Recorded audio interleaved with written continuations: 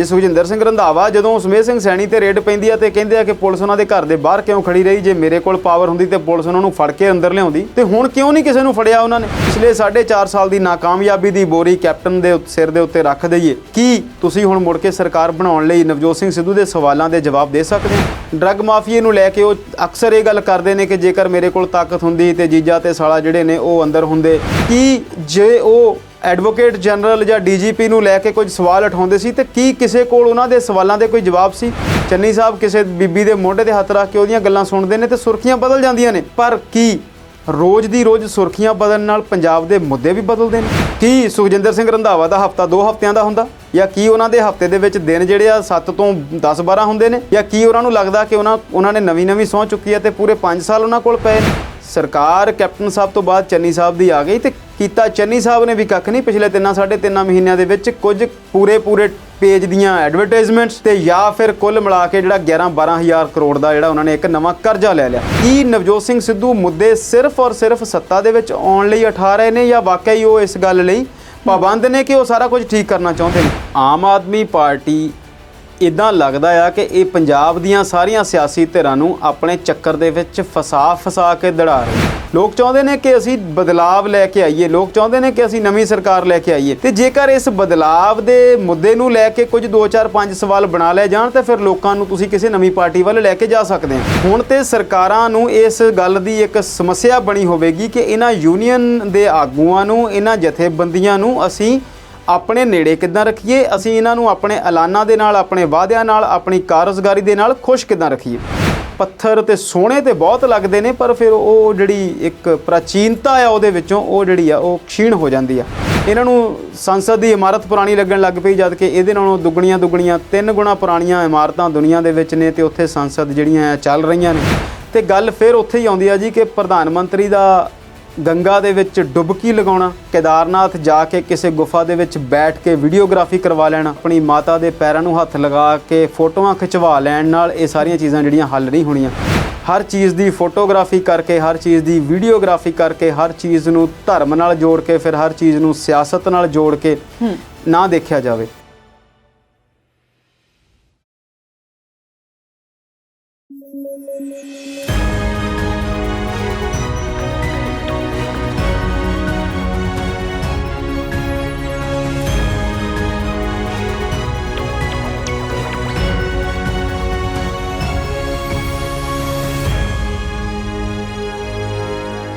ਸਤਿ ਸ਼੍ਰੀ ਅਕਾਲ। Punjabi national TV ਦੇਖ ਰਹੇ ਸਾਰੇ ਦਰਸ਼ਕਾਂ ਦਾ ਸਵਾਗਤ ਹੈ। ਦੇਸ਼ ਦੁਨੀਆ ਦੀਆਂ ਤਾਜ਼ਾ ਤਰੀਨ ਖਬਰਾਂ ਤੇ ਚਰਚਾ ਕਰਨ ਲਈ ਲੈ ਕੇ ਹਾਜ਼ਰ ਹਾਂ ਪ੍ਰੋਗਰਾਮ ਵਿਚਾਰ ਚਰਚਾ।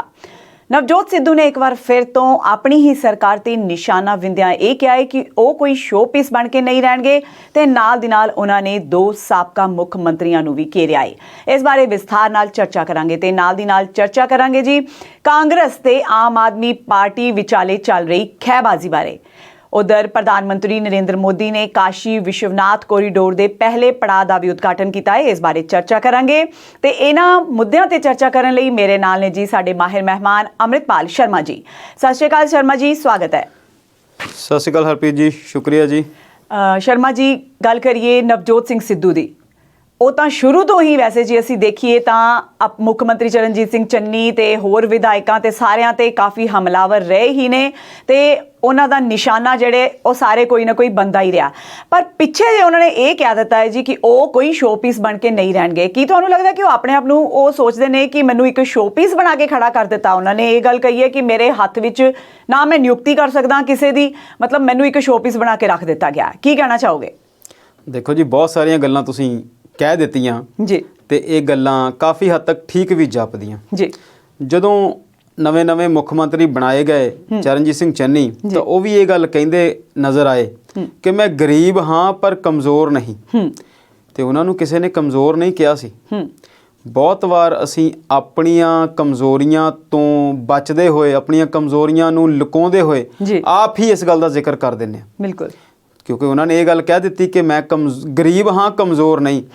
ਤੇ ਚੰਨੀ ਸਾਹਿਬ ਕਿੰਨੇ ਕੁ ਗਰੀਬ ਨੇ, ਉਹਨਾਂ ਦਾ ਜਿਹੜਾ ਪਰਚਾ ਭਰਨ ਵੇਲੇ ਤੇ ਜਿਹੜੀ ਉਹਨਾਂ ਦੀ ਹੈਗੀ ਆ ਆਪਣੇ ਐਸੈਟਸ ਦੀ ਡੈਕਲੇਰੇਸ਼ਨ, ਉਹਨੂੰ ਦੇਖ ਕੇ ਪਤਾ ਲੱਗ ਜਾਂਦਾ ਠੀਕ ਠਾਕ ਗਰੀਬ ਨੇ। ਜੇ ਸਾਰੇ ਪੰਜਾਬ 'ਚ ਇਹੋ ਜਿਹੇ ਗਰੀਬ ਹੋਣ ਤੇ ਫਿਰ ਜਿਹੜਾ ਵਿਕਾਸ ਬਹੁਤ ਸਾਲਾਂ ਤੋਂ ਪੈਦਾ ਨਹੀਂ ਹੋ ਰਿਹਾ ਉਹਦੀ ਲੋੜ ਹੀ ਨਾ ਹੋਵੇ। ਬਿਲਕੁਲ। ਤੇ ਨਵਜੋਤ ਸਿੰਘ ਸਿੱਧੂ ਜਦੋਂ ਆਪਣੇ ਆਪ ਨੂੰ ਸ਼ੋਪੀਸ ਨਾ ਬਣਨ ਦੇਣ ਦੀ ਗੱਲ ਕਰਦੇ ਆ ਤੇ ਤੁਹਾਡੀ ਗੱਲ ਬਿਲਕੁਲ ਜਾਇਜ਼ ਆ ਕਿ ਉਹਨਾਂ ਨੂੰ ਇਹ ਮਹਿਸੂਸ ਹੋ ਰਿਹਾ ਕਿ ਉਹਨਾਂ ਨੂੰ ਸ਼ੋਪੀਸ ਬਣਾਇਆ ਜਾ ਰਿਹਾ ਜੀ।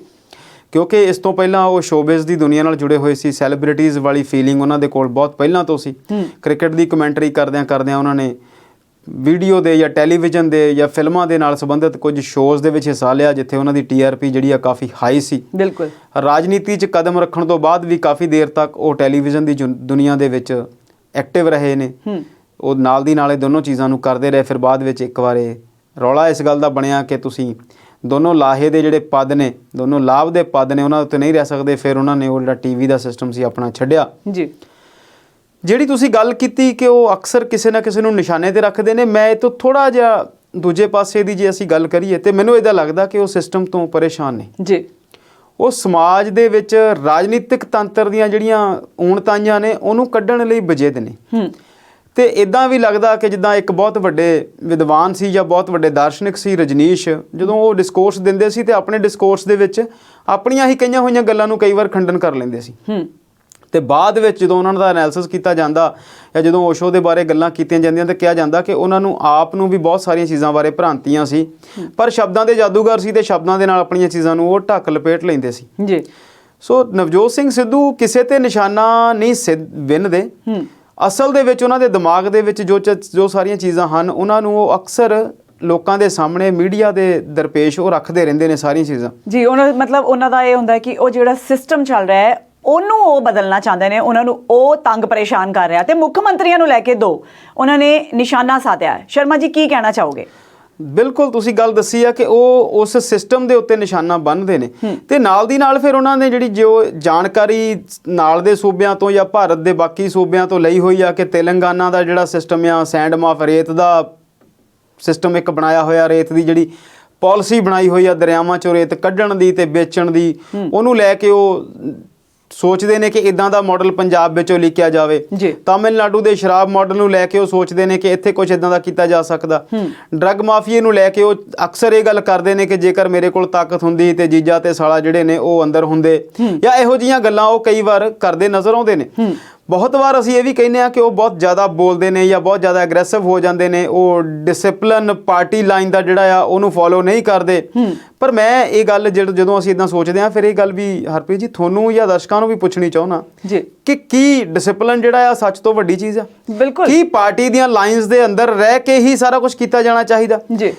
ਕੀ ਜੇ ਉਹ ਐਡਵੋਕੇਟ ਜਨਰਲ ਜਾਂ DGP ਨੂੰ ਲੈ ਕੇ ਕੁਝ ਸਵਾਲ ਉਠਾਉਂਦੇ ਸੀ ਤੇ ਕੀ ਕਿਸੇ ਕੋਲ ਉਹਨਾਂ ਦੇ ਸਵਾਲਾਂ ਦੇ ਕੋਈ ਜਵਾਬ ਸੀ?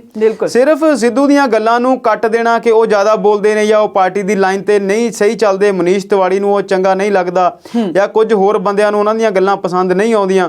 ਕਈ ਵਾਰ ਰਾਜਨੀਤੀ ਦੇ ਵਿੱਚ ਘਟਨਾਕ੍ਰਮ ਇੰਨੀ ਤੇਜ਼ੀ ਨਾਲ ਬਦਲਦਾ, ਅੱਜ ਕੋਈ ਘਟਨਾ ਸੁਖਜਿੰਦਰ ਰੰਧਾਵਾ ਵੱਲੋਂ ਹੋ ਜਾਂਦੀ ਆ ਤੇ ਸਾਰੀਆਂ ਜਿਹੜੀਆਂ ਸੁਰਖੀਆਂ ਉੱਧਰ ਚਲੇ ਜਾਂਦੀਆਂ, ਅਗਲੇ ਦਿਨ ਕੇਜਰੀਵਾਲ ਕਿਤੇ ਭੰਗੜਾ ਪਾਉਂਦੇ ਨਜ਼ਰ ਆਉਂਦੇ ਨੇ, ਚੰਨੀ ਸਾਹਿਬ ਕਿਸੇ ਬੀਬੀ ਦੇ ਮੋਢੇ ਤੇ ਹੱਥ ਰੱਖ ਕੇ ਉਹਦੀਆਂ ਗੱਲਾਂ ਸੁਣਦੇ ਨੇ ਤੇ ਸੁਰਖੀਆਂ ਬਦਲ ਜਾਂਦੀਆਂ ਨੇ। ਪਰ ਕੀ ਰੋਜ਼ ਦੀ ਰੋਜ਼ ਸੁਰਖੀਆਂ ਬਦਲਣ ਨਾਲ ਪੰਜਾਬ ਦੇ ਮੁੱਦੇ ਵੀ ਬਦਲਦੇ ਨੇ? ਬਿਲਕੁਲ। ਕੀ ਨਵਜੋਤ ਸਿੰਘ ਸਿੱਧੂ ਕ੍ਰਿਕਟਰ ਸੀ, ਨਵਜੋਤ ਸਿੰਘ ਸਿੱਧੂ ਸੈਲੀਬ੍ਰਿਟੀ ਸੀ, ਨਵਜੋਤ ਸਿੰਘ ਸਿੱਧੂ ਮੈਂਬਰ ਪਾਰਲੀਮੈਂਟ ਸੀ, ਨਵਜੋਤ ਸਿੰਘ ਸਿੱਧੂ MLA ਬਣਿਆ, ਨਵਜੋਤ ਸਿੰਘ ਸਿੱਧੂ ਮੰਤਰੀ ਬਣਿਆ, ਨਵਜੋਤ ਸਿੰਘ ਸਿੱਧੂ ਫਿਰ MLA ਆ, ਨਵਜੋਤ ਸਿੰਘ ਸਿੱਧੂ ਪਾਰਟੀ ਦਾ ਪ੍ਰਧਾਨ ਆ। ਲੱਖ ਕਮੀਆਂ ਹੋਣਗੀਆਂ ਉਸ ਬੰਦੇ ਦੇ ਵਿੱਚ, ਉਹਨੇ ਬਹੁਤ ਸਾਰੀਆਂ ਚੀਜ਼ਾਂ ਦੇ ਉੱਤੇ ਪ੍ਰੋਟੋਕਾਲ ਨੂੰ ਫੋਲੋ ਨਹੀਂ ਕੀਤਾ ਹੋਵੇਗਾ, ਪਰ ਜਿਹੜੀ ਉਹ ਗੱਲ ਕਰਦੇ ਨੇ ਕੀ ਕਿਸੇ ਹੋਰ ਨੇ ਉਸ ਅੰਦਾਜ਼ ਦੇ ਵਿੱਚ, ਕੀ ਕਿਸੇ ਹੋਰ ਨੇ ਉਸ ਬੇਬਾਕੀ ਦੇ ਨਾਲ ਗੱਲ ਕੀਤੀ ਆ? ਜੀ। ਨਸ਼ੇ ਦੀ ਹੀ ਜੇ ਗੱਲ ਕਰੀਏ, ਸੁਖਜਿੰਦਰ ਸਿੰਘ ਰੰਧਾਵਾ ਉਪ ਮੁੱਖ ਮੰਤਰੀ ਬਣ ਗਏ, ਗ੍ਰਹਿ ਮੰਤਰੀ ਵੀ ਬਣ ਗਏ ਪੰਜਾਬ ਦੇ। ਕੁਝ ਦਿਨ ਪਹਿਲਾਂ ਉਹਨਾਂ ਨੇ ਆਪਣੀ ਗੱਲ ਰੱਖੀ ਕਿ ਅਸੀਂ ਇੱਕ 3 ਮੈਂਬਰੀ ਕਮੇਟੀ ਬਣਾਵਾਂਗੇ ਤੇ ਹਫ਼ਤੇ ਦੇ ਵਿੱਚ ਉਹ 3 ਮੈਂਬਰੀ ਕਮੇਟੀ ਜਿਹੜੀ ਆ ਉਹ ਅਨਾਉਂਸ ਕਰੇਗੀ ਕਿ ਕੀ ਨਸ਼ੇ ਵਾਲੀਆਂ ਜਿਹੜੀਆਂ ਫਾਈਲਾਂ ਆ ਉਹ ਖੁੱਲ੍ਹਣੀਆਂ ਚਾਹੀਦੀਆਂ ਕਿ ਨਹੀਂ ਖੁੱਲ੍ਹਣੀਆਂ ਚਾਹੀਦੀਆਂ। ਕੀ ਸੁਖਜਿੰਦਰ ਸਿੰਘ ਰੰਧਾਵਾ ਦਾ ਹਫ਼ਤਾ 2 ਹਫ਼ਤਿਆਂ ਦਾ ਹੁੰਦਾ, ਜਾਂ ਕੀ ਉਹਨਾਂ ਦੇ ਹਫ਼ਤੇ ਦੇ ਵਿੱਚ ਦਿਨ ਜਿਹੜੇ ਆ 7 ਤੋਂ 10-12 ਹੁੰਦੇ ਨੇ, ਜਾਂ ਕੀ ਉਹਨਾਂ ਨੂੰ ਲੱਗਦਾ ਕਿ ਉਹਨਾਂ ਨੇ ਨਵੀਂ ਸਹੁੰ ਚੁੱਕੀ ਆ ਤੇ ਪੂਰੇ 5 ਸਾਲ ਉਹਨਾਂ ਕੋਲ ਪਏ ਨੇ? ਪਿਛਲੇ 4.5 ਸਾਲ ਦੇ ਸਵਾਲ, ਪਿਛਲੇ 4.5 ਸਾਲ ਦੀਆਂ ਸਮੱਸਿਆਵਾਂ, ਪਿਛਲੇ 4.5 ਸਾਲ ਦੇ ਸਮੇਂ ਦੀ, ਪਿਛਲੇ 4.5 ਸਾਲ ਦੀ ਨਾਕਾਮਯਾਬੀ ਦੀ ਬੋਰੀ ਕੈਪਟਨ ਦੇ ਸਿਰ ਦੇ ਉੱਤੇ ਰੱਖ ਦਈਏ ਤੇ ਕੀ ਤੁਸੀਂ ਹੁਣ ਮੁੜ ਕੇ ਸਰਕਾਰ ਬਣਾਉਣ ਲਈ ਨਵਜੋਤ ਸਿੰਘ ਸਿੱਧੂ ਦੇ ਸਵਾਲਾਂ ਦੇ ਜਵਾਬ ਦੇ ਸਕਦੇ ਆ? ਉਹ 20 ਵਾਰ ਇਹ ਗੱਲ ਕਹਿੰਦੇ ਨੇ ਕਿ ਮੈਂ ਕਿਸੇ ਅਹੁਦੇ ਦਾ ਲਾਲਚੀ ਨਹੀਂ, ਨਾ ਮੈਨੂੰ ਕੋਈ ਅਹੁਦਾ ਚਾਹੀਦਾ, ਪਰ ਇਹਨਾਂ ਮੁੱਦਿਆਂ ਦੀ ਗੱਲ ਤੇ ਕਰੋ। ਬਿਲਕੁਲ। ਜਦੋਂ ਜਿਹਨੂੰ ਅਹੁਦਾ ਮਿਲਿਆ, ਜਦੋਂ ਉਹ ਗੱਲ ਨਹੀਂ ਕਰ ਰਿਹਾ ਤੇ ਫਿਰ ਜੇ ਉਹ ਕਹਿੰਦੇ ਨੇ ਕਿ ਮੈਨੂੰ ਮੌਕਾ ਦਿਓ ਤੇ ਫਿਰ ਗੱਲ ਤੇ ਠੀਕ ਹੀ ਆ ਜੀ। ਜੇ ਸੁਖਜਿੰਦਰ ਸਿੰਘ ਰੰਧਾਵਾ ਜਦੋਂ ਸੁਮੇਧ ਸਿੰਘ ਸੈਣੀ ਤੇ ਰੇਡ ਪੈਂਦੀ ਆ ਤੇ ਕਹਿੰਦੇ ਆ ਕਿ ਪੁਲਿਸ ਉਹਨਾਂ ਦੇ ਘਰ ਦੇ ਬਾਹਰ ਕਿਉਂ ਖੜੀ ਰਹੀ, ਜੇ ਮੇਰੇ ਕੋਲ ਪਾਵਰ ਹੁੰਦੀ ਤੇ ਪੁਲਿਸ ਉਹਨਾਂ ਨੂੰ ਫੜ ਕੇ ਅੰਦਰ ਲਿਆਉਂਦੀ, ਤੇ ਹੁਣ ਕਿਉਂ ਨਹੀਂ ਕਿਸੇ ਨੂੰ ਫੜਿਆ ਉਹਨਾਂ ਨੇ? ਬਿਲਕੁਲ। ਜੇਕਰ ਇਸੇ ਨਸ਼ੇ ਵਾਲੇ ਮੁੱਦੇ ਦੀ, ਇਸੇ ਡਰੱਗ ਵਾਲੇ ਮੁੱਦੇ ਦੀ ਕਹਾਣੀ ਵਿਗੜਦੀ ਆ ਤੇ ਫਿਰ ਸੁਖਬੀਰ ਸਿੰਘ ਬਾਦਲ ਅਤੇ ਬਿਕਰਮਜੀਤ ਸਿੰਘ ਮਜੀਠੀਆ ਕਦੀ ਸੁਪਰੀਮ ਹਾਈ ਕੋਰਟ ਪਹੁੰਚਦੇ ਨੇ ਤੇ ਕਦੀ ਪ੍ਰੈਸ ਕਾਨਫਰੰਸ ਕਰਦੇ ਨੇ, ਕਦੀ ਚੀਮਾ ਸਾਹਿਬ ਬੋਲਦੇ ਨੇ ਕਿ ਸਾਡੀ ਪਾਰਟੀ ਦੇ ਉੱਤੇ ਹਮਲਾ ਹੋਣ ਦੀ ਗੱਲ ਆ। ਇਹਨਾਂ ਨੂੰ ਕਿਉਂ ਬਿੱਲੀ ਜਿਹੜੀ ਆ ਉਹ ਆਪਣੇ ਵੱਲ ਨੂੰ ਨਜ਼ਰ ਆਉਂਦੀ ਆ? ਇਹਨਾਂ ਨੂੰ ਕਿਉਂ ਲੱਗਦਾ ਹੈ ਕਿ ਇਹ ਕਬੂਤਰ ਨੇ ਤੇ ਪੰਜਾਬ ਸਰਕਾਰ ਕੋਲ ਜਿਹੜੀ ਮੁੱਦਿਆਂ ਵਾਲੀ ਬਿੱਲੀ ਆ ਉਹ ਇਹਨਾਂ ਵੱਲ ਨੂੰ ਦੌੜੀ ਆ ਰਹੀ ਆ? ਜੀ। ਸੋ ਜਿਹੜੀ ਉਹਨਾਂ ਨੇ ਅੱਜ ਗੱਲ ਕੀਤੀ ਆ ਕਿ ਮੈਂ ਸ਼ੋਪੀਸ ਬਣ ਕੇ ਨਹੀਂ ਰਹਾਂਗਾ, ਉੱਥੇ ਜਿਹੜੀ ਗੱਲ ਆ ਉਹ ਥੋੜੀ ਜਿਹੀ ਉਹਨਾਂ ਦੀ ਕਮਜ਼ੋਰੀ ਵੀ ਨਜ਼ਰ ਆਉਂਦੀ ਆ ਕਿ ਉਹਨਾਂ ਨੂੰ ਲੱਗਦਾ ਆ ਕਿ ਉਹਨਾਂ ਦੀ ਵਰਤੋਂ ਜਿਹੜੀ ਆ ਐਜ਼ ਏ ਸ਼ੋਪੀਸ ਜਾਂ ਇੱਕ ਪ੍ਰਚਾਰਕ ਜਾਂ ਸਿਰਫ ਔਰ ਸਿਰਫ ਇੱਕ ਸਟਾਰ ਕੰਪੇਨਰ ਦੇ ਤੌਰ ਤੇ ਕੀਤੀ ਜਾ ਰਹੀ ਆ। ਜੀ। ਅਦਰਵਾਈਜ਼ ਡਿਸੀਜਨ ਮੇਕਿੰਗ ਦੇ ਵਿੱਚ ਉਹਨਾਂ ਨੂੰ ਇਸ ਚੀਜ਼ ਤੋਂ ਬਾਹਰ ਰੱਖਿਆ ਜਾ ਰਿਹਾ। ਲਾ ਆਡੀਟੋਰੀਅਮ ਦੇ ਵਿੱਚ ਸੈਕਟਰ ਚੰਡੀਗੜ੍ਹ ਦੇ 37 ਦੇ ਵਿੱਚ ਇੱਕ ਫੰਕਸ਼ਨ ਸੀ, ਬੋਲਦਾ ਪੰਜਾਬ ਵੱਲ ਵਿੱਚ ਉੱਥੇ ਗੱਲਬਾਤ ਕਰ ਰਿਹਾ ਸੀ, ਪੱਤਰਕਾਰਾਂ ਦੇ ਸਵਾਲ ਦਿੰਦਿਆਂ ਉਹਨਾਂ ਨੇ ਬਹੁਤ ਸਾਰੀਆਂ ਤਲਖ ਗੱਲਾਂ ਕੀਤੀਆਂ। ਜੀ। ਸਾਰੇ ਹੀ ਪੰਜਾਬ ਦੇ ਲੋਕਾਂ ਨੂੰ ਪਤਾ, ਕਿਸੇ ਨੂੰ ਇਹ ਗੱਲ ਲੁਕਾਉਣ ਦੀ ਲੋੜ ਨਹੀਂ ਕਿ ਪੰਜਾਬ ਦੇ ਸਾਬਕਾ 2 ਮੁੱਖ ਮੰਤਰੀਆਂ ਕੋਲ ਜੇ ਉਹਨਾਂ ਨੇ 1.5 ਲੱਖ ਕਰੋੜ ਦੀ ਪ੍ਰਾਪਰਟੀ ਹੋਣ ਦੀ ਗੱਲ ਕੀਤੀ ਆ ਤੇ ਪੰਜਾਬ ਦੇ ਵਿੱਚ ਸਾਬਕਾ ਮੁੱਖ ਮੰਤਰੀ ਬਚੇ ਹੀ ਕਿੰਨੇ ਨੇ? ਬਿਲਕੁਲ। 2 ਤੇ ਮੁੱਖ ਮੰਤਰੀ ਨੇ ਸਾਬਕਾ, ਜਿਹੜੇ ਇੱਕ ਕੈਪਟਨ ਸਾਹਿਬ ਤੇ ਇੱਕ ਬਾਦਲ ਸਾਹਿਬ। ਜੀ। ਤੇ ਬੀਤੇ ਸਮੇਂ ਦੀ ਗੱਲ ਆ, ਅੱਜ ਕੱਲ ਉਹ ਲੀਡਰ ਜੇਲ੍ਹ ਦੇ ਵਿੱਚ ਨੇ, ਸੁਖਪਾਲ ਸਿੰਘ ਖਹਿਰਾ, ਉਹ ਉਸ ਨਵੀਂ ਬਣੀ ਸੜਕ ਦੇ ਉੱਤੇ ਖੜੇ ਹੋ ਕੇ ਬੋਲਦੇ ਸੀ ਕੈਮਰੇ ਦੇ ਸਾਹਮਣੇ ਕਿ ਆਹ ਦੇਖ ਲਓ ਜਿਹੜੀ ਵੱਡੀ ਸੜਕ ਬਣ ਰਹੀ ਹੈ, ਇਹਦੇ ਇੱਧਰਲੇ ਪਾਸੇ ਵੀ ਬਾਦਲਾਂ ਦੀ ਜ਼ਮੀਨ ਆ, ਇੱਧਰਲੇ ਪਾਸੇ ਵੀ ਬਾਦਲਾਂ ਦੀ ਜ਼ਮੀਨ ਆ ਤੇ ਆਹ ਰਸਤਾ ਉਹਨਾਂ ਦੇ ਹੋਟਲ ਨੂੰ ਜਾਂਦਾ। ਇਹ ਕਿਹਨੂੰ ਨਹੀਂ ਪਤਾ? ਪਰ ਕੀ ਉੱਥੇ ਕਿਸੇ ਨੇ ਜਾਂਚ ਕਰਾਉਣ ਦੀ ਕੋਸ਼ਿਸ਼ ਕੀਤੀ? ਬਿਲਕੁਲ। ਕੀ ਉਹਨਾਂ ਸਾਰੀਆਂ ਗੱਲਾਂ ਦੇ ਉੱਤੇ ਕੋਈ ਕਹਾਣੀ ਬਣਨ ਦੀ ਗੱਲ ਹੋਈ?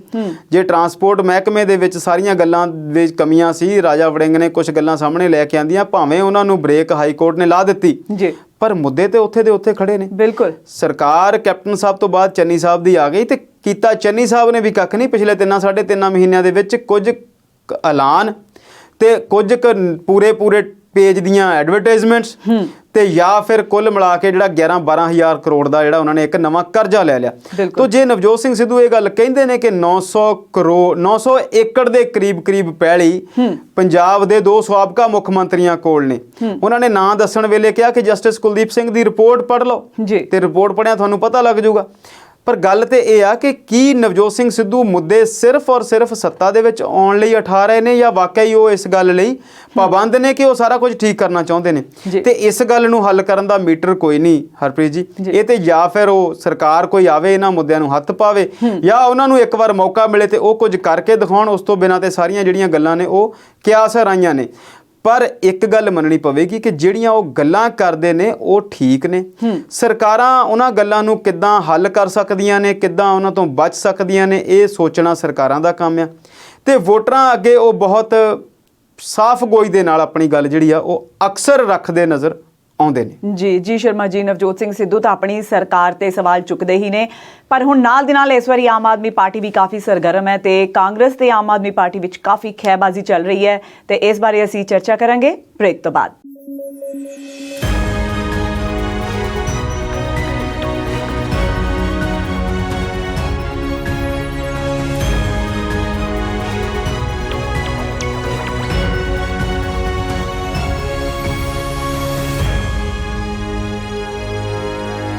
ਬ੍ਰੇਕ ਤੋਂ ਬਾਅਦ ਸਵਾਗਤ ਹੈ। ਸ਼ਰਮਾ ਜੀ, ਜੇ ਅਸੀਂ ਗੱਲ ਕਰੀਏ ਪੰਜਾਬ ਦੇ ਸਿਆਸੀ ਸਮੀਕਰਨ ਦੀ ਤਾਂ ਇਹ ਕੁਝ ਬਦਲੇ ਜੇ ਨਜ਼ਰ ਆ ਰਹੇ ਨੇ। ਆਮ ਆਦਮੀ ਪਾਰਟੀ ਜਿਹੜੀ ਅਸੀਂ ਕਹਿੰਦੇ ਸੀ ਕਿ ਚੁੱਪਚਾਪ ਬੈਠੀ ਰਹਿੰਦੀ ਹੈ, ਉਹਦੇ ਵਿੱਚ ਵੀ ਰਾਘਵ ਚੱਡਾ, ਅਮਨ ਅਰੋੜਾ ਕਾਂਗਰਸ ਸਰਕਾਰ ਤੇ ਕਾਫੀ ਹਮਲਾਵਰ ਹੋਏ ਨਜ਼ਰ ਆ ਰਹੇ ਨੇ। ਟਵੀਟ ਤੇ ਟਵੀਟ ਜੰਗ ਚੱਲਦੀ ਰਹਿੰਦੀ ਹੈ। ਉਧਰੋਂ ਕਾਂਗਰਸ ਵਾਲੇ ਪਿੱਛੇ ਨਹੀਂ, ਆਮ ਆਦਮੀ ਪਾਰਟੀ ਵਾਲੇ ਕਹਿੰਦੇ ਅਸੀਂ ਪਿੱਛੇ ਨਹੀਂ। ਹਾਲਾਂਕਿ ਸੁਖਬੀਰ ਸਿੰਘ ਬਾਦਲ ਹੈ ਉਹ ਕਿਧਰੇ ਆਪਣੀ ਰੈਲੀ ਕਰਕੇ ਦੱਸ ਦਿੰਦੇ ਆ ਕਿ ਮੈਂ ਵੀ ਕਿਧਰੇ ਪਿੱਛੇ ਨਹੀਂ। ਸੋ ਕੀ ਕਹਿਣਾ ਚਾਹੋਗੇ ਤੁਸੀਂ ਪੰਜਾਬ ਦੇ ਸਿਆਸੀ ਹਾਲਾਤਾਂ ਬਾਰੇ?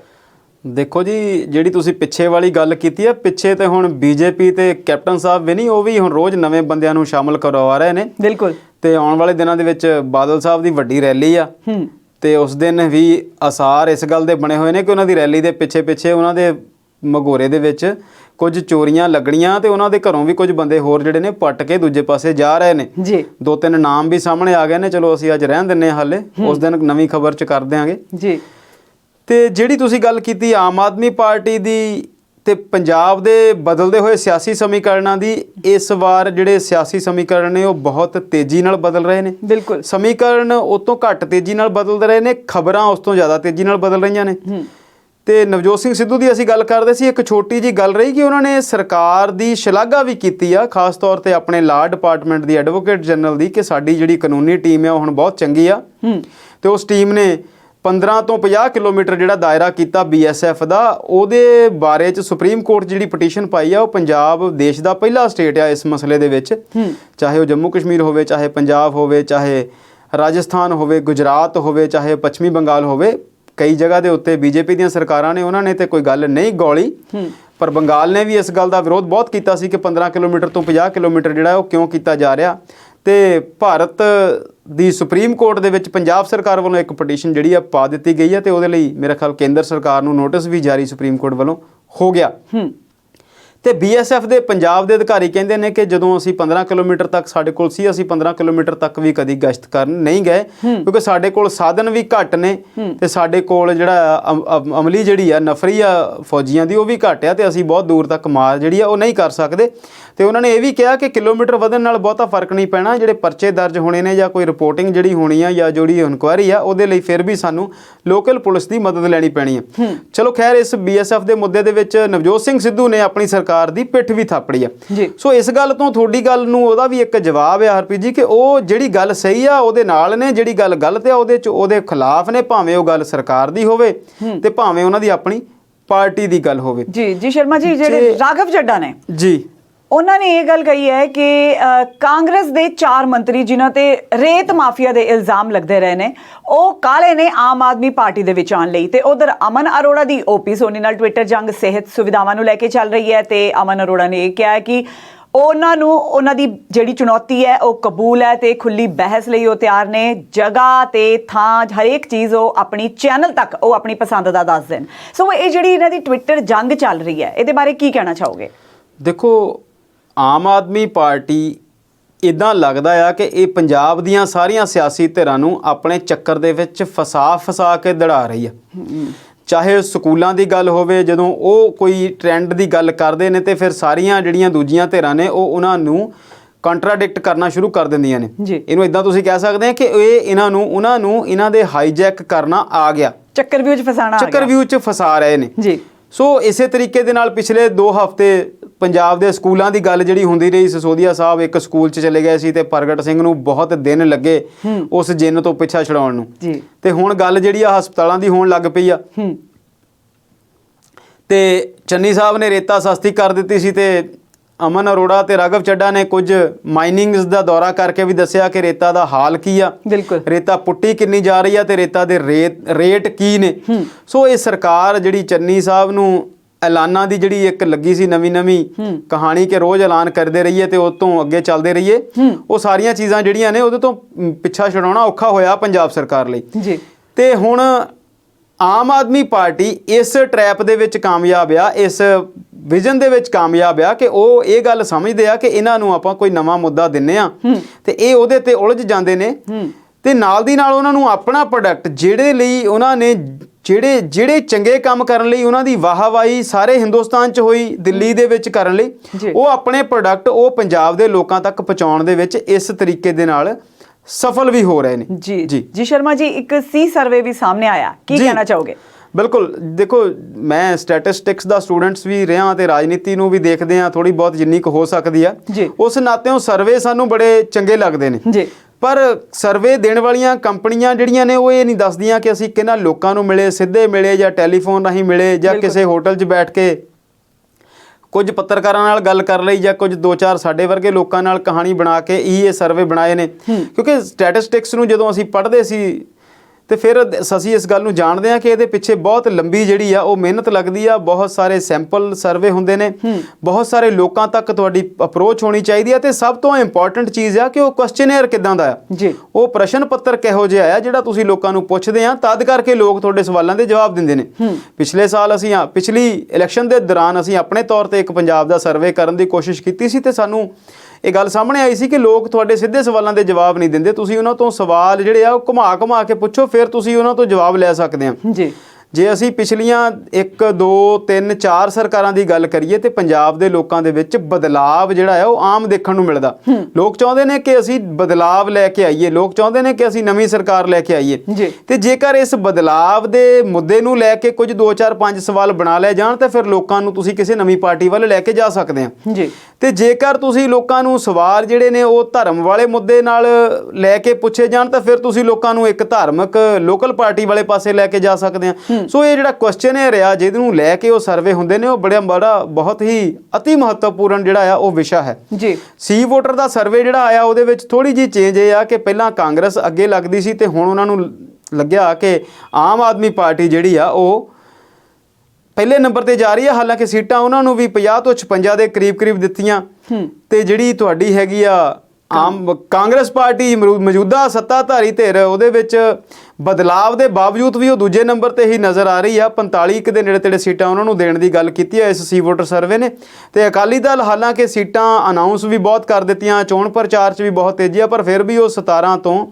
23-24 ਸੀਟਾਂ ਤੱਕ ਉਹਨਾਂ ਨੇ ਉਹਨੂੰ ਤੀਜੇ ਨੰਬਰ ਤੇ ਹੀ ਰੱਖਿਆ ਜੀ।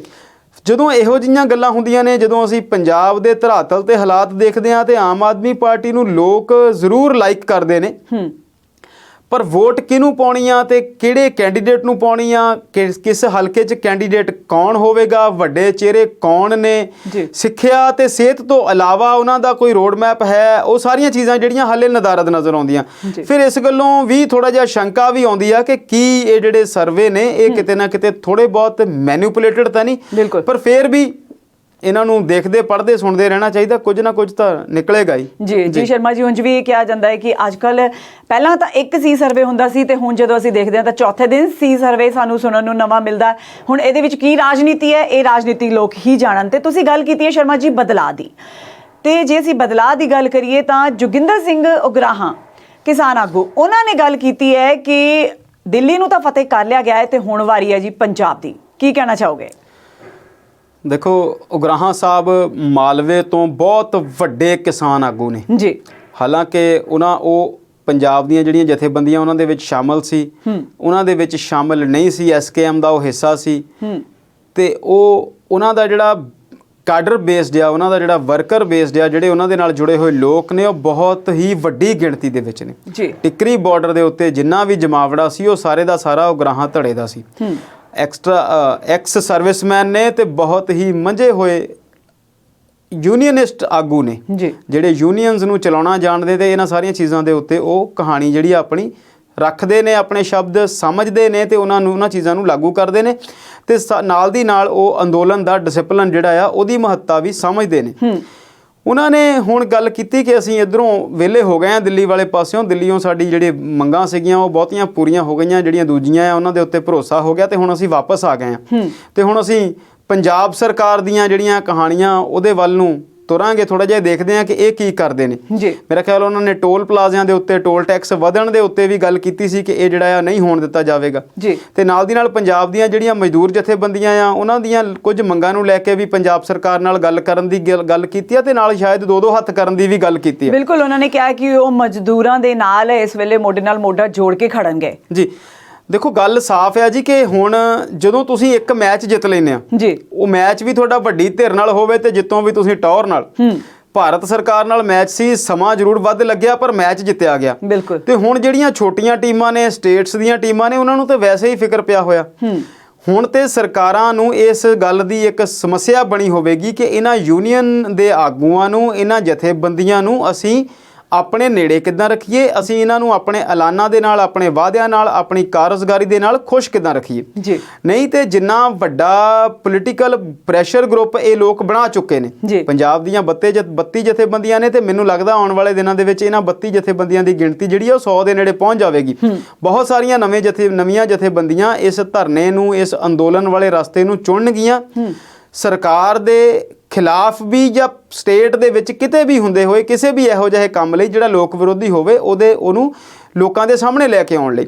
ਸੋ ਉਹਨਾਂ ਨੇ ਇਹ ਗੱਲ ਸਾਫ਼ ਕੀਤੀ ਕਿ ਹੁਣ ਅਸੀਂ ਆਉਣ ਵਾਲੇ ਦਿਨਾਂ ਦੇ ਵਿੱਚ ਪੰਜਾਬ ਸਰਕਾਰ ਨੂੰ ਜਿਹੜੀ ਆ ਉਹ ਨਕੇਲ ਪਾਵਾਂਗੇ। ਤੋ ਜ਼ਾਹਿਰ ਤੌਰ ਤੇ ਦੇਖੋ ਜਦੋਂ ਉਹਨਾਂ ਨੇ ਇੱਕ ਵੱਡੀ ਮੱਲ ਮਾਰ ਲਈ ਆ ਤੇ ਇਹ ਗੱਲ ਸਾਡੇ ਸਾਹਮਣੇ ਆ ਕਿ ਕੋਈ ਵੀ ਤੁਸੀਂ ਇੱਕ ਮੁੱਦਾ ਲੈ ਲਓ, ਕੋਈ ਵੀ ਇੱਕ ਡਿਪਾਰਟਮੈਂਟ ਲੈ ਲਓ ਜਿੱਥੇ ਹੁਣ ਤਾਈਆਂ ਨਹੀਂ ਅਜਿਹਾ ਤੇ ਕੁਝ ਵੀ ਨਹੀਂ ਹੈ। ਫਿਰ ਜਦੋਂ ਇਹ ਸਾਰੀਆਂ ਚੀਜ਼ਾਂ ਜਿਹੜੀਆਂ ਸਾਡੇ ਸਾਹਮਣੇ ਆਉਣਗੀਆਂ ਤੇ ਯੂਨੀਅਨ ਦੇ ਆਗੂ ਉਹਨਾਂ ਚੀਜ਼ਾਂ ਨਾਲ ਨਜਿੱਠਣ ਲਈ ਜੇਕਰ ਕਿਤੇ ਵੀ ਧਰਨਾ ਲਾਉਂਦੇ ਨੇ, ਵਿਰੋਧ ਪ੍ਰਦਰਸ਼ਨ ਲਈ ਸਾਹਮਣੇ ਆਉਂਦੇ ਨੇ, ਤੇ ਫਿਰ ਸਰਕਾਰਾਂ ਕੋਲ ਉਹਨਾਂ ਦੀ ਗੱਲ ਮੰਨਣ ਦਾ ਤੇ ਸਹੀ ਰਸਤੇ ਚੱਲਣ ਤੋਂ ਇਲਾਵਾ ਹੋਰ ਕੋਈ ਰਸਤਾ ਬਚੇਗਾ ਨਹੀਂ। ਜੀ ਸ਼ਰਮਾ ਜੀ, ਜੇ ਅਸੀਂ ਗੱਲ ਕਰੀਏ ਕਿ ਕਿਸਾਨ ਅੰਦੋਲਨ ਹੈ ਜਿਹੜਾ ਉਹ ਕਾਫੀ ਲੰਬਾ ਚੱਲਿਆ ਔਰ ਬਹੁਤ ਹੀ ਹਿੰਮਤ ਦੇ ਨਾਲ ਕਿਸਾਨਾਂ ਨੇ ਬਹੁਤ ਹੀ ਸਬਰ ਦੇ ਨਾਲ ਇਸ ਨੂੰ ਜਿੱਤਿਆ ਏ, ਤਾਂ ਇਹਦੇ 'ਚ ਕੋਈ ਅਤਕਥਨੀ ਨਹੀਂ ਹੋਏਗੀ ਕਿ ਜੇ ਕਿਸਾਨ ਆਗੂ ਅਸੀਂ ਕਹੀਏ ਕਿ ਉਹ ਪੰਜਾਬ ਦੇ ਵਿੱਚ ਹੁਣ ਇੱਕ ਆਪਣੀ ਪਾਰਟੀ ਬਣਾ ਕੇ ਉਹ ਐਲਾਨ ਕਰ ਸਕਦੇ ਨੇ ਕਿ 2022 ਦੀਆਂ ਜਿਹੜੀਆਂ ਚੋਣਾਂ ਨੇ ਉਹ ਇਸ ਝੰਡੇ ਦੇ ਥੱਲੇ ਲੋਕੀ ਅਸੀਂ ਲੜਾਂਗੇ ਤੇ ਲੋਕੀ ਸਾਨੂੰ ਵੋਟਾਂ ਪਾਣ। ਸੋ ਸ਼ਰਮਾ ਜੀ, ਚਰਚਾ ਇਸੇ ਤਰ੍ਹਾਂ ਜਾਰੀ ਰੱਖਾਂਗੇ ਪਰ ਇੱਕ ਬ੍ਰੇਕ ਤੋਂ ਬਾਅਦ।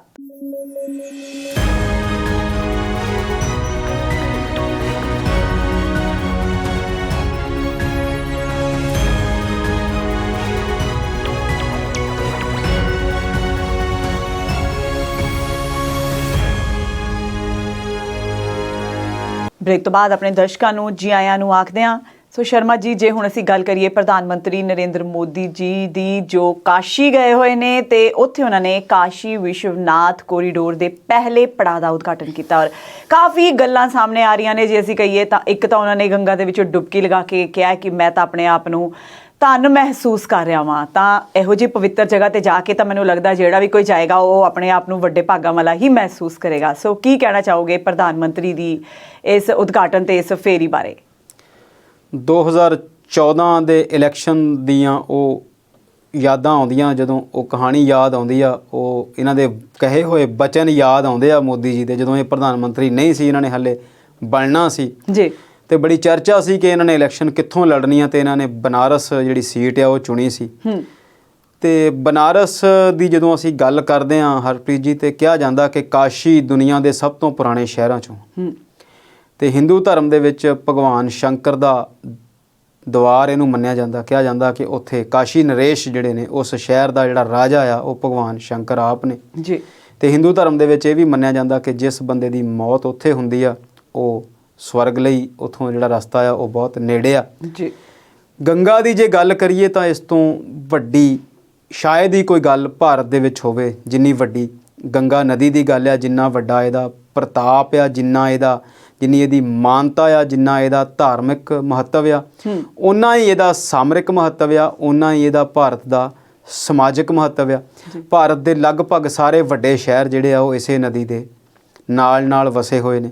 ਉੱਤਰਾਖੰਡ, ਦੇਹਰਾਦੂਨ ਤੋਂ ਉੱਪਰ ਗੰਗੋਤਰੀ ਤੋਂ ਸ਼ੁਰੂ ਹੋ ਕੇ ਇਹ ਘੁੰਮਦੀ ਬੰਗਾਲ 'ਚ ਜਾ ਕੇ ਸਮੁੰਦਰ ਦੇ ਵਿੱਚ ਸਮਾਉਂਦੀ ਆ। ਤੇ ਪ੍ਰਧਾਨ ਮੰਤਰੀ ਮੋਦੀ ਦੀ ਅਸੀਂ ਗੱਲ ਸ਼ੁਰੂ ਕੀਤੀ ਸੀ, ਉਹਨਾਂ ਨੇ ਕਿਹਾ ਸੀਗਾ ਕਿ ਮੈਂ ਨਾ ਯਹਾਂ ਆਇਆ ਹੂੰ, ਮੁਝੇ ਤੋਂ ਮਾਂ ਗੰਗਾ ਨੇ ਬੁਲਾਇਆ ਹੈ। ਸੋ ਉਹ ਜਿਹੜੀ ਜੁਮਲਿਆਂ ਦੀ ਰਾਜਨੀਤੀ ਉਹ ਕਰਦੇ ਆ, ਉਹਦੇ ਵਿੱਚ ਉਹ ਲੋਕਾਂ ਨੂੰ ਆਪਣੇ ਨਾਲ ਤੋਰ ਲੈਂਦੇ ਆ, ਇਹ ਗੱਲ ਵੱਖਰੀ ਆ। ਤੇ ਜੇਕਰ ਅਸੀਂ ਇਸ ਸ਼ਹਿਰ ਦੀ ਗੱਲ ਕਰੀਏ ਤੇ ਇਹਦੇ ਨਾਲ ਦੋ ਸ਼ਹਿਰ ਫਿਰ ਮੱਲੋ ਮੱਲੀ ਸਾਡੇ ਚੇਤਿਆਂ 'ਚ ਆ ਜਾਂਦੇ ਨੇ ਜੀ, ਅਯੁੱਧਿਆ ਤੇ ਮਥੁਰਾ। ਅਯੁੱਧਿਆ ਦਾ ਸੰਬੰਧ ਭਗਵਾਨ ਰਾਮ ਨਾਲ ਦੱਸਿਆ ਜਾਂਦਾ, ਤੇ ਮਥੁਰਾ ਦਾ ਸ਼੍ਰੀ ਕ੍ਰਿਸ਼ਨ ਜੀ ਨਾਲ, ਤੇ ਕਾਸ਼ੀ ਦਾ ਭਗਵਾਨ ਸ਼ੰਕਰ ਦੇ ਨਾਲ। ਤੇ ਇਹਨਾਂ ਤਿੰਨਾਂ ਦੇਸ਼ਾਂ, ਇਹਨਾਂ ਤਿੰਨਾਂ ਸ਼ਹਿਰਾਂ ਦੀ, ਇਹਨਾਂ ਤਿੰਨਾਂ ਰਾਸ਼ਟਰਾਂ ਦੀ, ਇਹਨਾਂ ਤਿੰਨਾਂ ਵੱਡੇ ਧਾਰਮਿਕ ਹਿੰਦੂਆਂ ਦੇ ਸਥਾਨਾਂ ਦੀ ਹੋਣੀ ਵੀ ਇੱਕੋ ਜਿਹੀ ਆ ਕਿ ਇਹਨਾਂ ਤਿੰਨਾਂ ਦੇ ਵਿੱਚ ਤਿੰਨਾਂ ਹੀ ਵੱਡੇ ਮੰਦਿਰਾਂ ਦੇ ਨਾਲ ਔਰੰਗਜ਼ੇਬ ਨੇ ਤੋੜ ਭੰਨ ਵੀ ਕੀਤੀ ਤੇ ਮਸਜਿਦ ਵੀ ਬਣਾਈਆਂ। ਅਯੁੱਧਿਆ ਵਾਲਾ ਮਸਲਾ ਬਹੁਤ ਸਾਲ, ਬਹੁਤ ਦਹਾਕੇ, ਈਵਨ ਸਦੀ ਤੋਂ ਵੀ ਜ਼ਿਆਦਾ ਲਟਕ ਕੇ ਹੁਣ ਹੱਲ ਕਰ ਲਿਆ ਗਿਆ। ਤੇ ਉਸ ਤੋਂ ਬਾਅਦ ਸਿਆਸਤ ਦੇ ਨਜ਼ਰੀਏ ਤੋਂ ਇਹਨਾਂ ਦੋਨਾਂ ਮੁੱਦਿਆਂ ਨੂੰ ਵੀ ਉਠਾਇਆ ਜਾ ਰਿਹਾ, ਮਥੁਰਾ ਨੂੰ ਵੀ ਤੇ ਕਾਸ਼ੀ ਵਾਲੇ ਨੂੰ ਵੀ। ਉੱਥੇ ਬਿਲਕੁਲ ਮੰਦਿਰ ਪਰਿਸਰ ਦੇ ਨਾਲ ਗਿਆਨਵਾਪੀ ਮਸਜਿਦ ਬਣੀ ਹੋਈ ਆ। ਬੜੀਆਂ ਸਾਰੀਆਂ ਉੱਥੇ ਕਹਾਣੀਆਂ ਨੇ ਉਸ ਮਸਜਿਦ ਨੂੰ ਲੈ ਕੇ ਜੀ। ਤੇ ਕਾਸ਼ੀ ਵਿਸ਼ਵਨਾਥ ਜਿਹੜਾ ਹਿੰਦੂ ਟੈਂਪਲ ਆ, ਉਹ ਭਗਵਾਨ ਸ਼ੰਕਰ ਦੇ 12 ਜੋਤੀਲਿੰਗ ਜਿਹੜੇ ਭਾਰਤ ਵਿੱਚ ਨੇ ਉਹਨਾਂ ਵਿੱਚੋਂ ਇੱਕ ਆ। ਪੱਛਚਿਮ ਉਹਦੇ ਗੰਗਾ ਦੇ ਉਹਦੇ ਪੱਛਚਿਮ 'ਚ ਆ, ਤੇ ਉੱਥੋਂ ਇਹਨਾਂ ਨੇ ਇੱਕ ਸੋਚ ਆਈ, ਇੱਕ ਖਿਆਲ ਇਹਨਾਂ ਦੇ ਵਿੱਚ ਆਇਆ ਕਿ ਉਸ ਮੰਦਿਰ ਨੂੰ ਵੱਡਾ ਬਣਾਇਆ ਜਾਵੇ।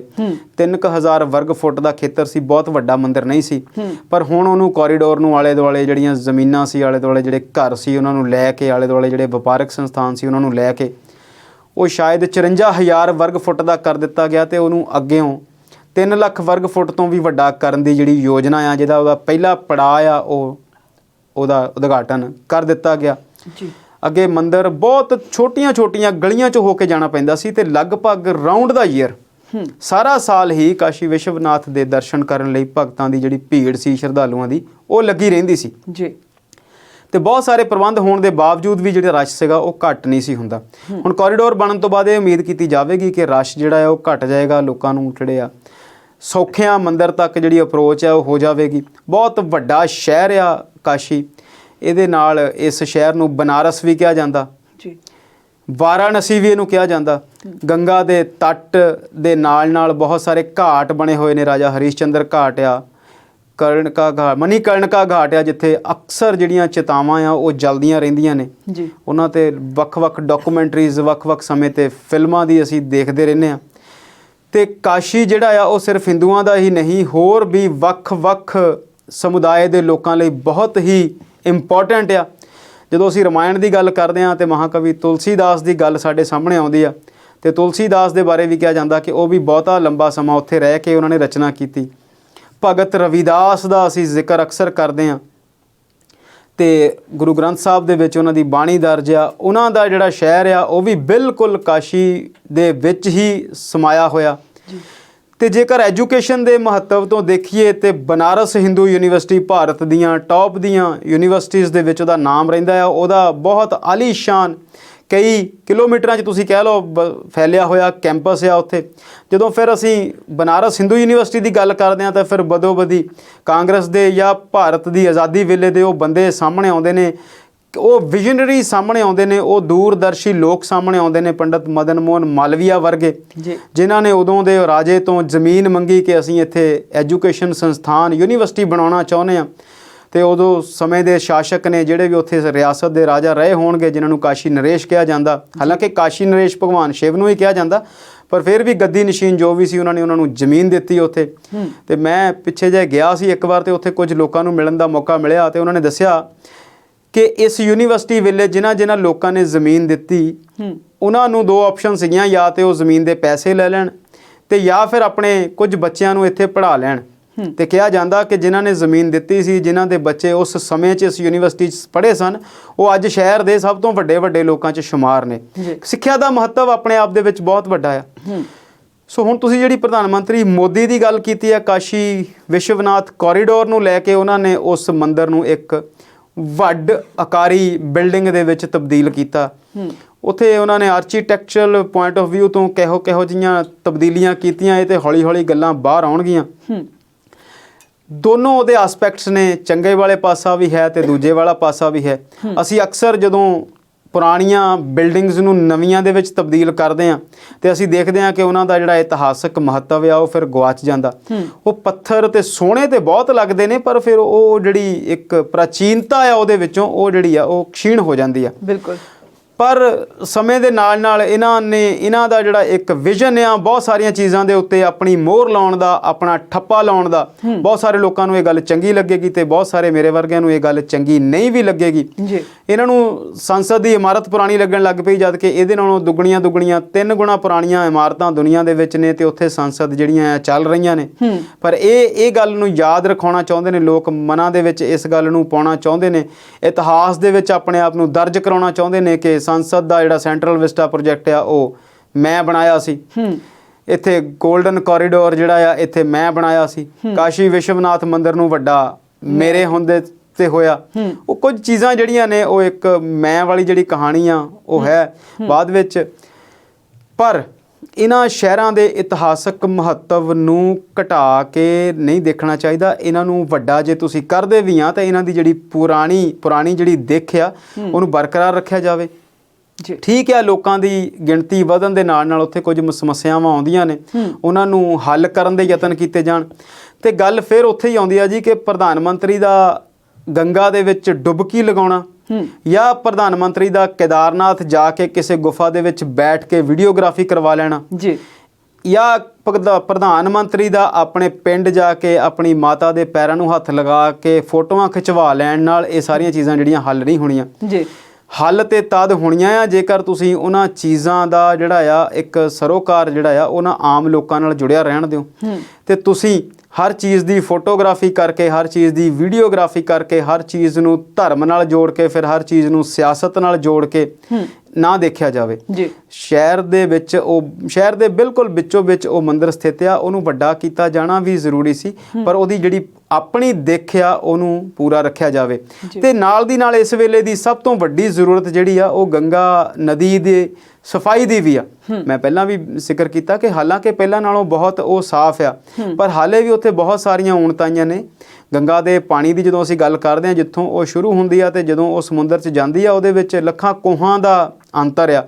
ਸੋ ਉਹਦੀ ਸਫਾਈ ਨੂੰ ਲੈ ਕੇ ਬਹੁਤ ਸਾਰੀਆਂ ਚੀਜ਼ਾਂ ਜਿਹੜੀਆਂ ਆ ਹਾਲੇ ਕੀਤੀਆਂ ਜਾਣੀਆਂ ਚਾਹੀਦੀਆਂ ਨੇ, ਕੀਤੀਆਂ ਜਾਣੀਆਂ ਬਹੁਤ ਜ਼ਰੂਰੀ ਨੇ।